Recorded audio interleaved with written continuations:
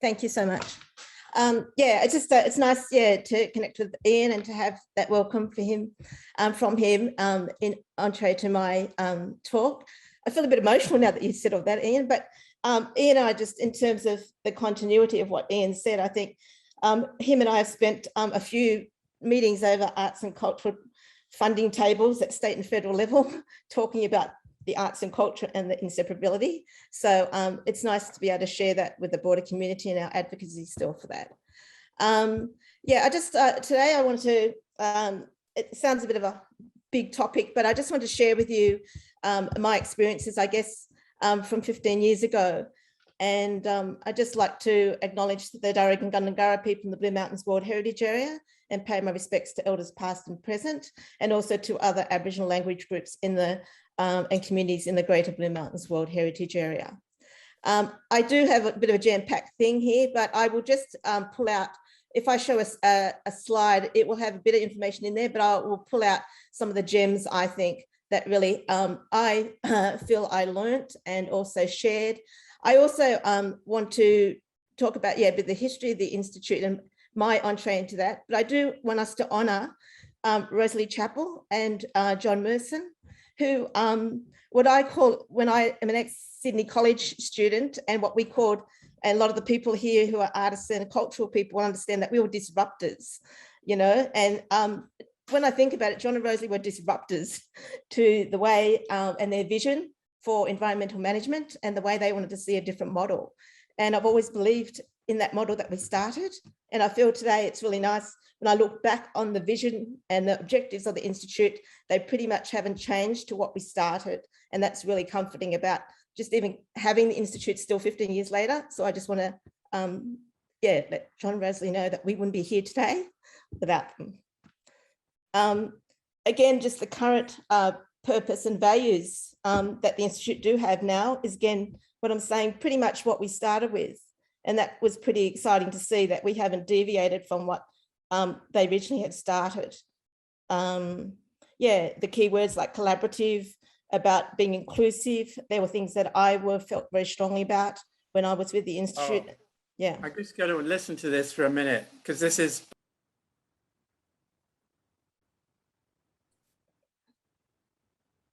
Carry on, Cheryl. That's okay, yeah. So I just wanted to kind of reinforce that. Just a bit of overall thing, just that, yeah, so my job, and I was just saying to Paul was behind the scenes, and so was John and Rosalie in 2004, setting up the Institute. I didn't come on board to 2005. But all I want to talk about the role and just how it was actually quite scary when I think about it, about having this sort of new concept. We placed it in the Blue Mountains and based there, and about, I guess, the cultural landscape and the environmental landscape and the stakeholder landscape that was there when we all stepped in.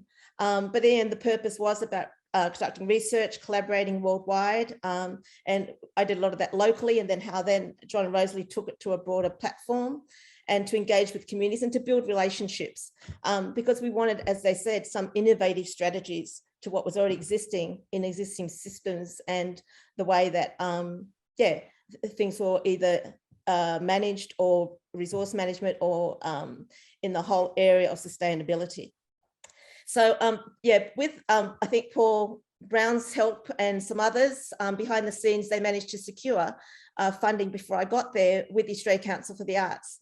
And when you think about it in that climate too, as Paul was saying, it's a fairly new concept that was developed in both the arts and cultural sector and also in the science and environment sector. So they had to do a lot of research to even get the position up. We had funding for 18 months.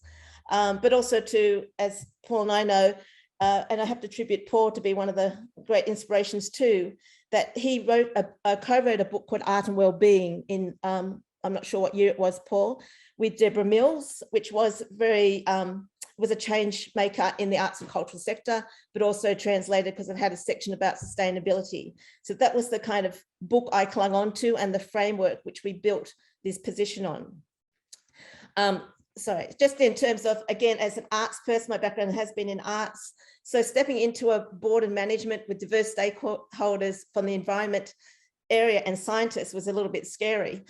So, you know, I had to do my sort of yards in 101, listening, learning to navigate and understand that language, technical language, scientific and environmental language, to really get up to speed, to really start to participate and actually start to connect, as Barbara Lapani talked yesterday about connecting the dots. So it was a big platform and big canvas to actually connect the dots. But it was also very exciting at the time.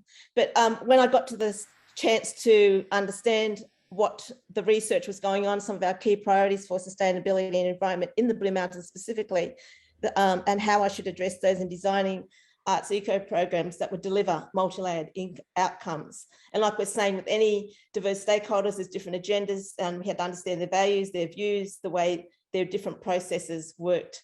And the main point I want to make here is that after I did my research, my doctorate, to me, it was about creative thinking about, even the assumptions we make that possibly scientists aren't, artistic or creative thinkers, that definitely was going on in the background in terms of the way we actually came together, the way we use creative thinking together as scientists, as artists, and how with community people we actually involved in the projects, about stimulating their latent creativity and people who thought they weren't creative, and about working with artists in creative art making. That was a very exciting sort of moment. Again, as I was saying, is about really stimulating community participation, and also the importance about social connection, understanding shared values and those collective values that we can actually then respond with social action. So it's the way, as a general framework about creative arts and the way that can manifest in environmental projects. I'll talk a little bit more specifically about my practice. I call myself a community cultural development practice. And again, Paul Brown being one of the earlier generations and pioneers of CCD work, as we call it, I'm very inspired by his presence and him understanding about where we've traveled in that space. I want to just talk quickly about some of the key projects that helped us really kick off in the community. I want to honour Earth Journeys, which was a partnership programs and founded by the late Bronwyn Maxwell, who was a friend and colleague, and Wyn Jones, if you're on there, also attributing your work with Bronwyn in the early days of the Institute. And it was more about, understanding that, in terms of our lifespan, that we've got to start with children. And so it was a very comprehensive, deep dive for children, to school kids, to actually have immersive and experiential experiences. So Wyn and Bronwyn took them out, and you can just see a snapshot of some of the encounters they had. But it was more about, when I talked about the combined knowledge making, it wasn't just about Bronwyn. She was an artist and educator, and then we had Wyn as a photographer and an environmentalist and an ecologist. But then they brought in people like Aboriginal artists, and we had education approved researchers, we had filmmakers. There was a whole range of different practitioners that we got in, and also 2 national parks were involved in helping with the field trips as well. But this is a really important part of what we realized. And Bronwyn's program Bronwyn's not with us now. She passed away with cancer, but I know that her legacy was about, and I feel like, her legacies with those individuals, and that Wyn touched with those schools, would really resonate with what we're trying to do with the Institute. And the program was endorsed by UNESCO. So from the early days, we try to build up our cred locally and internationally. As I say, my practice is CCD, and just to give a snapshot, it's more about bringing artists together with communities. And I think, as Paul mentioned yesterday, it's about a safe space. It's about us learning and sharing and using, and like Ian said too, about using creative arts based work for social activism or to environmental issues, and how that's used, and for political issues as well. Paul introduced this idea about suspending doubt. And when I remember having professional talks with Paul about this also resonated with me, about how important, I think even in just the 21st century, people like people to be collaborative in the workplace, and, collaborative in bringing different headspaces together and breaking out of the silos. But it's not something that comes naturally. And I think it's important that, as individuals and humans in this space, that we really, but also in the arts, as Ian knows, and so many people in different silos, that we really need to, this term is the spending doubt, to be crossing across disciplines, to be open to listening and learning from other people's ideas, and to grow and expand both as humans and professionals. And this combined knowledge making can be very powerful, but it's not an easy space to either work in or to navigate, or and we have to a certain extent, but it isn't something that comes naturally, as I was saying. So there was a lot of that, and there was some easy parts and roller coaster rides, but there was different navigation in that space. And I don't want people to underestimate the role that plays us as humans who want to hang on to things, be territorial, or to, our biases, cultural biases.